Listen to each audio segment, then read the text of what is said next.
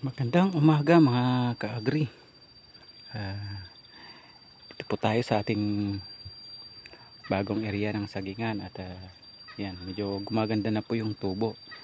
Pero ngayong araw na to ay hindi po yan ang ating topiko. Nagtataka po ako sa nakakakilala po nitong prutas na to. Yan po. Yung tsura po niyan ay bilog na may tusok-tusok.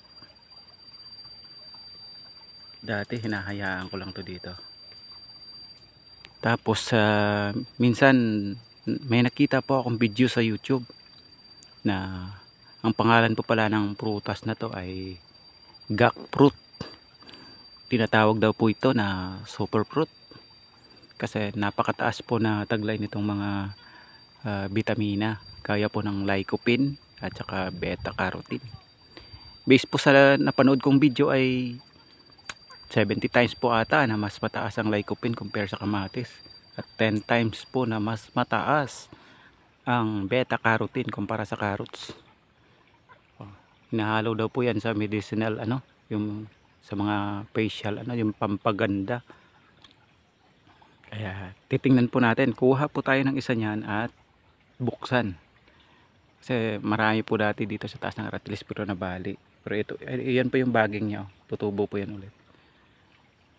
Kuha po tayo at bubuksan natin. So ayan na po, at nakakuha po tayo ng dalawang bunga nito. Ito pong isa ay medyo overripe na. Ayan po, makikita po natin. Itong isa ay saktong-saktong hinog lang po ito. So, titingnan po natin kung ang laman po nito ay kagaya talaga ng jackfruit na nakikita natin sa mga video. Ayan po. Biyakin natin.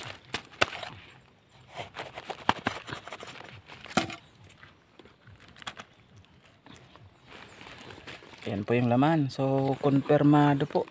Jackfruit po talaga. Ito po yung buto niya. Yung laman. At edible daw po ito, pero hindi ko pa nasubukan kainin.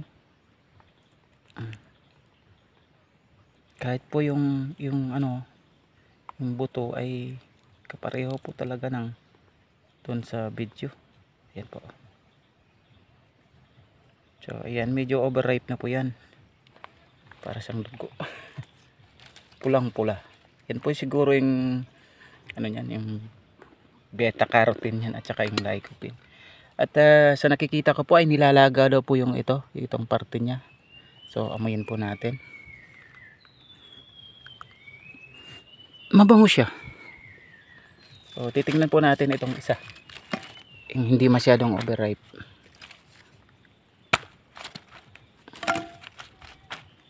Wala po tayong tagahawak ng cellphone eh.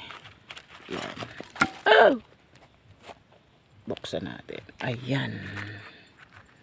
Ayan po yung laman.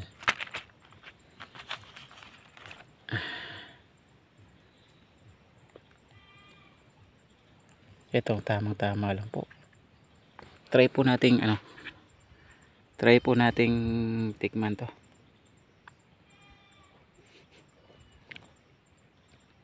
Wala naman po siyang lasa. Para siyang lang. Wala po siyang lasa. Pero parang parang dugo. Pulang-pula po. Ayan, sa mga kakakilala po dito, comment po kayo. Tsaka sa gusto pong mag-avail ng mga buto nito, marami lang po dito sa farm ko. Baging po siya na tumutubo. At ganyan po yung itsura. So nakikita ko ito yung nilalaga at nilalagay daw sa mga beauty product. Ito pong ang gilid nito. Ito. Amoy pipino siya. Parang ampalaya. Parang cucumber. Ayan po yung itsura niya. Loob. Kasi ng mga ilang taon na ata pong nakikita ko to dito, kasi titingnan ko lang dati, bilog siya, pero hindi ko naman siya pinakikialaman. Pero mula nung nakita ko sa video ay ito, at binuksan natin, confirm talaga na jackfruit po siya. Ayan, sinasabi nila super fruit daw po ito kasi napakaraming taglay na vitamina. Ayan, so thank you so much po sa mga ka-agri.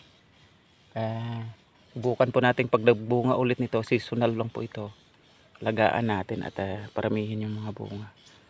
Ayan po, meron pang natira dyan na isa, dalawa, sa taas meron pa po, doon sa taas. Kasi doon maraming banda na bali po yung aratilis na pinag-aanuhan. So nandyan yata yun sa baba. O yan, so yan na lamang po ang may hatid natin sa inyo. Thank you so much po at God bless everyone. Salamat sa laging pagsuporta sa ating channel.